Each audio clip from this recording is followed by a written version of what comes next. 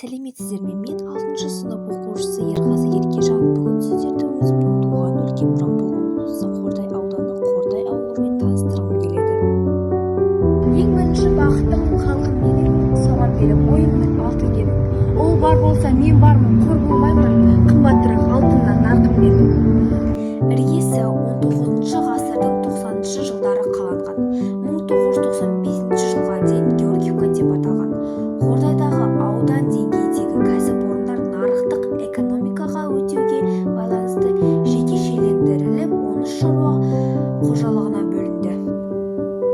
Қордай ауданында Ұлы Отан соғысына қатысып, қайтыс болған аталарымызға арналған ескерткіштер бар. Кішкентай бүлдіршіндер ескерткіштерді көріп, ата-бабаларының қандай мықты екенін сезінеді.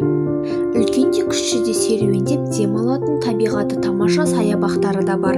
Қордай ауданының адамдары ақкөңіл, кішіпейіл, мейірімді, көңілді, қамқор халық.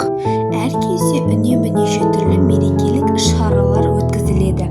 Қордай ауданы тек менің өлкем емес, басқа да халықтың туып өскен өлкесі. Мұнда неше түрлі ұлт өкілдері тату-тәтті өмір сүріп еңбек етуде. Білім сапасының күші артып, медицина дамып, қарулы күштер қызметкерлері күшейіп жатыр. Қордай болашағына білім мен жол ашатын ауыл. Мен үшін Қордай тек туған жер емес, болашағымның бастауы, арманым мен мақсатымның айнасы. Қордай табиғаты ерекше, тау мен жазығы жарасқан өлке. Қордай өткен мен бүгінді және де келешекті жалғап тұрған елді мекен. Қордайдың көркеюі ауыл адамдарының бірлігі мен тынымсыз еңбегінің арқасында. Қордай рухы сақталған қасиетті орын. Ауылымызда мектептер мен бірнеше спорттық кешендер және де мәдениет ошақтары бар.